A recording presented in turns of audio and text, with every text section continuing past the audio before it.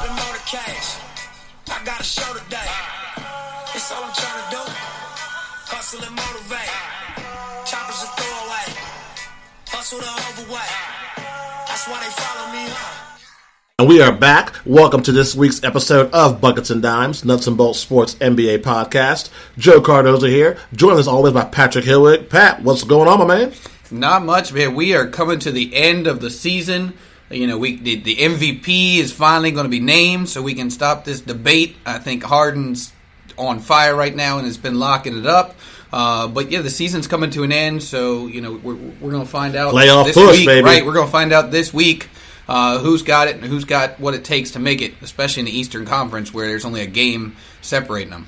Yeah, it's definitely going to be a battle to the finish in the East, and in the West it's all about seeding. But you're definitely right, man. It's an exciting time. We are in full playoff push mode. Want to thank everybody for tuning in to Buckets and Dimes. Of course, like we do every show, we want to kick it off with our top 10 for the week. These are the top 10 teams in the NBA in the opinion of Patrick and I.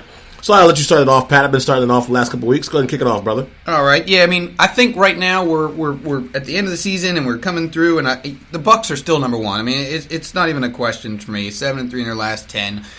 They played the other day. They were missing a couple players. They were missing Bledsoe. They were missing Giannis. They were missing Middleton, and they lost that game. So, but I still have them number one. I have the Raptors at 2. Warriors are coming back on strong again. They're at 3. Sixers, man. The Sixers have been playing really well lately.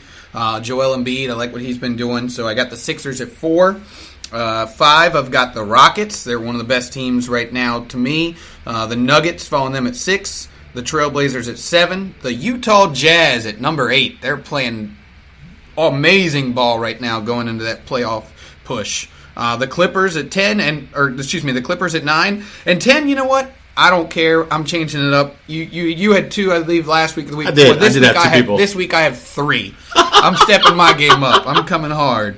I couldn't decide, and the reason why is because, one, the Spurs are one of those teams that deserve it. The way they've been playing, true. They've had Absolutely. some big games against the Warriors, the Blazers, the Bucks, the Celtics. But in the Eastern Conference, between the Heat and between the Magic, that 8th spot is up for grabs, and they are both playing great ball right now. They're both 7-3 in their last 10.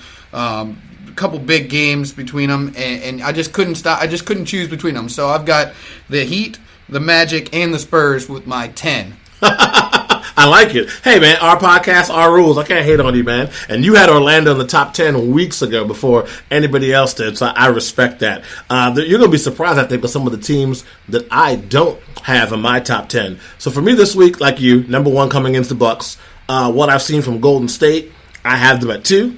I got the Denver Nuggets still holding on strong, even with that loss to the Wizards last night. I have them at 3. I have the Rockets at 4. Portland all the way at number 5. The Raptors, I have them at number 6. That's right, 6 for the Raptors. Clippers at 7. The 76ers at 8. San Antonio Spurs and the Magician, Greg Popovich, at 9. And then the Utah Jazz are my 10th ranked team for me this week. So I got some squads people might be wondering where they're at. Celtics, sorry, didn't make the cut. Not good enough for me this week. Nope, I don't have them on there either. Yet I don't have the Pacers. They're 5th in the Eastern Conference right now. The only question that I have, and actually I kind of agree with you, I put the Raptors at 2 because of that's where they've been all year long, and I don't think they've really done anything that can really change my mind at this point. But I have seen a lot of other people that are have the Raptors down at 4, 3, 4, and 5 in that range somewhere. So I mean, it makes sense, especially the way the Warriors, especially where the Rockets have been, the Rockets and the Nuggets, especially where those teams have been playing. Well, I think with the Raptors, it's all about let's get into the playoffs and do what we do. I think the seeding doesn't really matter to them. So for that reason, you got some players that probably could play that are sitting out. Some guys' minutes are getting limited because they know they have a bigger goal in mind. Their goal is to finally get through a LeBron James-less East Conference, make it to the finals, not just the Eastern Conference finals, but the NBA finals. So for me, like you said, I just think that the Rockets, the Blazers, the Warriors, and Bucks are playing a better brand of basketball right now than the Raptors. But when they get back to full strength and they get into the playoffs and they start playing their regular lineups, I would not be surprised if they get right back to the top 2 or top 3 for everybody in the league. I just want to point something out, and I mean, and I kind of noticed it when I was doing it. I even questioned myself. I was looking, and I was like, all right.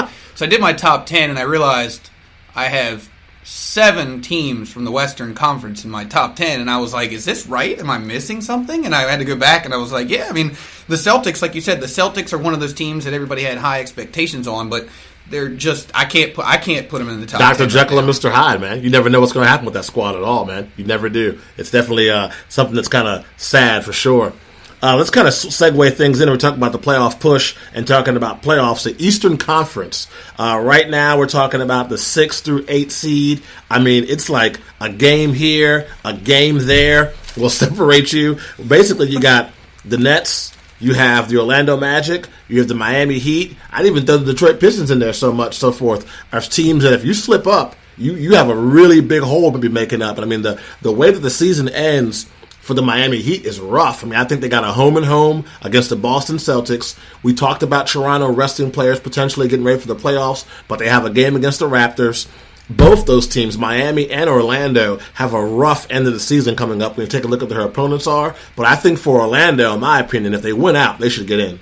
Oh yeah, I mean, I was looking at the schedules as well. I mean, I'm telling you, man, the Nets, they got the Bucks, the Raptors, then they play the Bucks at home, they play at the Bucks, and then they play at the Pacers, and then they play the Heat to finish the last game of the season. I just can't say 100% without a doubt that the Nets are going to make the playoffs at this point, and that kind of surprises me because it wasn't a couple weeks ago we were singing their praises because of what they were doing.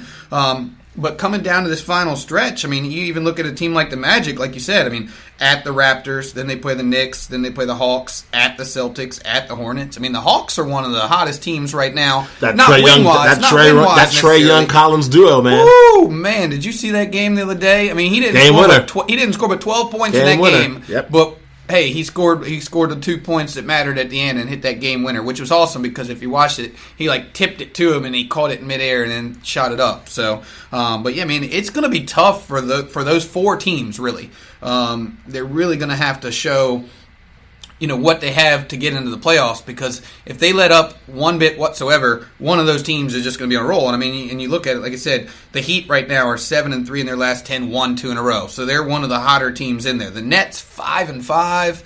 Then the last 10, they're struggling a little bit. The Pistons are struggling a little bit. Just inconsistency on both teams, yeah. Right. And the Magic are right on the heels of everybody. I'm telling you.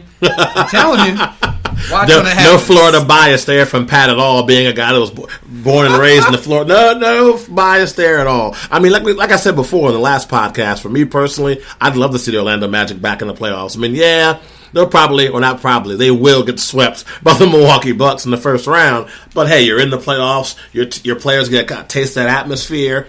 The fans get 2 more home games. Hasn't been a home playoff game in Orlando since the Jameer Nelson, Dwight Howard days. So that'd be cool for the Orlando Magic fans as well. And I like a tight race. I mean, it's called a playoff push for a reason. And having these 4 teams battling for the last 3 spots and battling for seeding in the Eastern Conference is what the NBA is all about. I think if I had to pick a team, I think that the Brooklyn Nets are going to make it, man. I think that D'Angelo Russell has had that squad in his back all season long. I've been singing his praises as the comeback player or most improved player, of the NBA this year. Without a doubt, in my opinion, is D'Angelo Russell. I just can't see him letting that team not make the playoffs.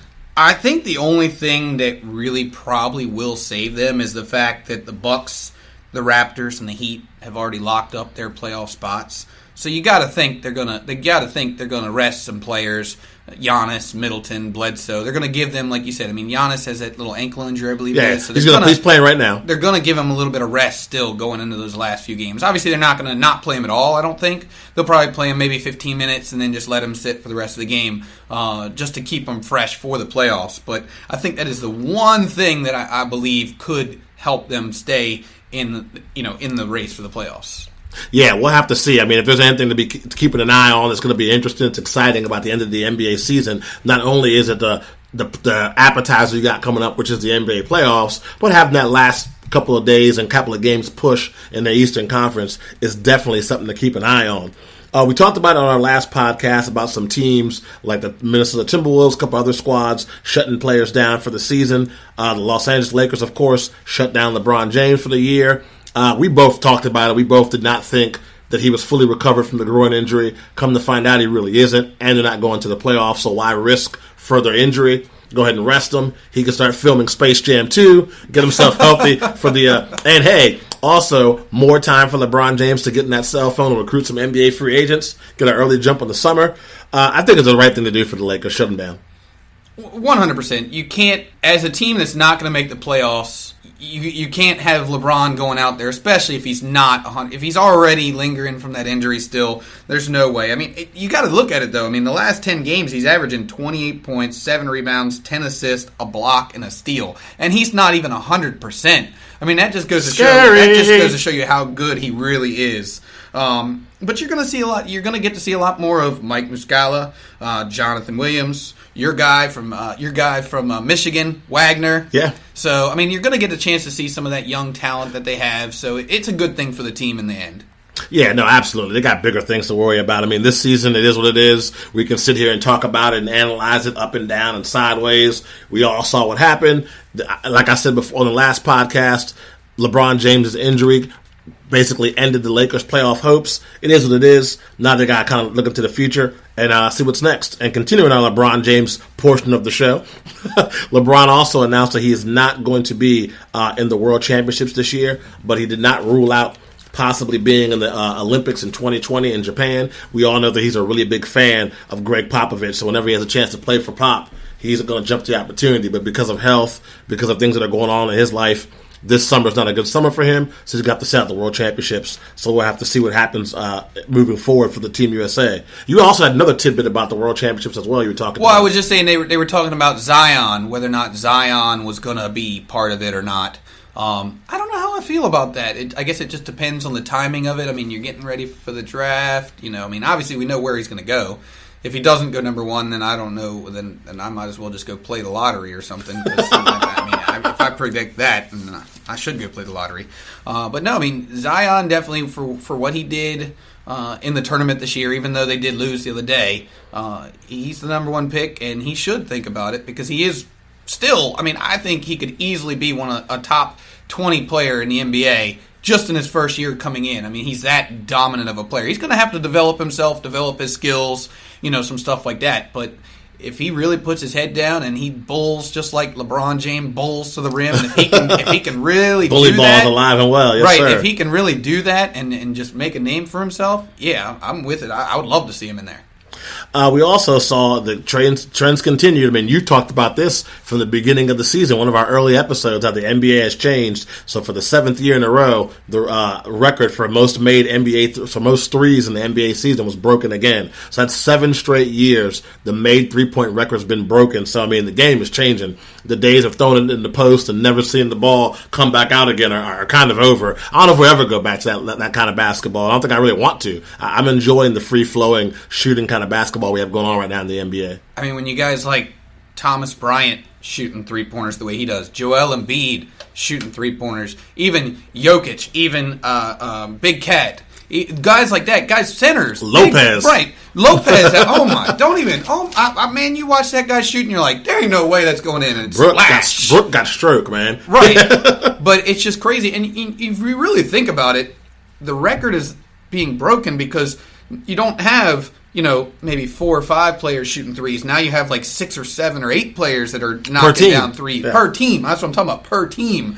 When you got centers and you got 6'9", 6'10" forwards, you'd have always had 1 or 2, but it's just so many of them now. It's completely changed the game. But I like it. I think it makes it more interesting. I think it actually makes the games closer because teams that are down a lot can come back faster maybe than they could before. So, hey, it's a trend, but it's a trend in the right direction if you ask me. The only thing I'll say about that is I'm not trying to be the get off my lawn guy.